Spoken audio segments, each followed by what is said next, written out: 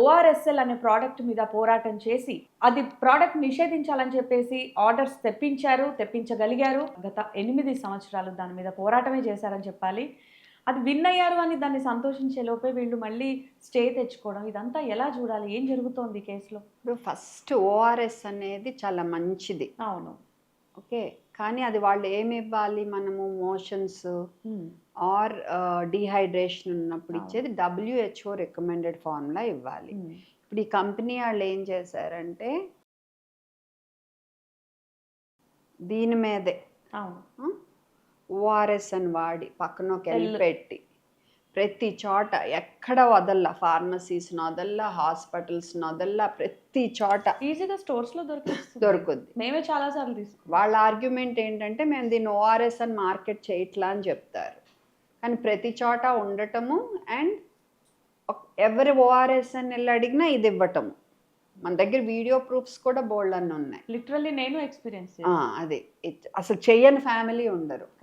And ఇది ఇస్తే ఇందులో యాక్చువల్ ఓఆర్ఎస్ కంటే 10 రెట్లు చక్కెర ఉంది.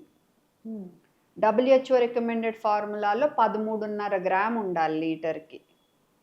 ఇందులో 120 గ్రాములు ఉంది. ఓకే. అంటే ఈ టెట్రా ప్యాక్లో 5 టీ స్పూన్ల చక్కెర ఉంది. దీన్ని వీళ్ళు రీహైడ్రేషన్కి మంచిదని అడ్వర్టైజ్మెంట్లు చేయటం. ఈ తాగితే మోషన్స్ విపరీతంగా పెరిగిపోతాయి. మెయిన్లీ రీహైడ్రేట్ చేయటాయి, మళ్ళీ పోయినాటి నింపటాకి. ఆ మోషన్స్ వాటికి అవే కోలుకుంటాయి. కానీ ఆ టైంలో మీరు ఇంత చక్కెర ఉన్నవిస్తే మోషన్స్ ఇంకా పెరిగిపోతాయి, ఇంకా పెరిగిపోయి ఇంకా డీహైడ్రేట్ అవుతారు. ఈవెన్ మోషన్స్ లేకున్నా మన రక్తంలో ఇంత చక్కెర వెళ్ళితే హైపర్ ఆస్మోలారిటీ అంటాం. అంటే రక్తంలో చిక్కదనం పెరగటం. ఓకే.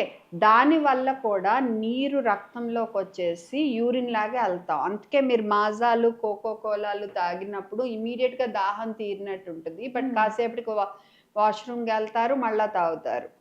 సేమ్ అలాగే అవుతుంది. ఓకే. సో ఈవెన్ మోషన్స్ లేకపోయినా కూడా డీహైడ్రేషన్కి ఇది కరెక్ట్ కాదు. మూడోది షుగర్ జబ్బు ఉన్నాళ్ళు ఇది ప్యాకెట్లు తాగితే ఎంత ప్రమాదమో ఆలోచించండి. కోమాలో కూడా వెళ్ళిపోవచ్చు.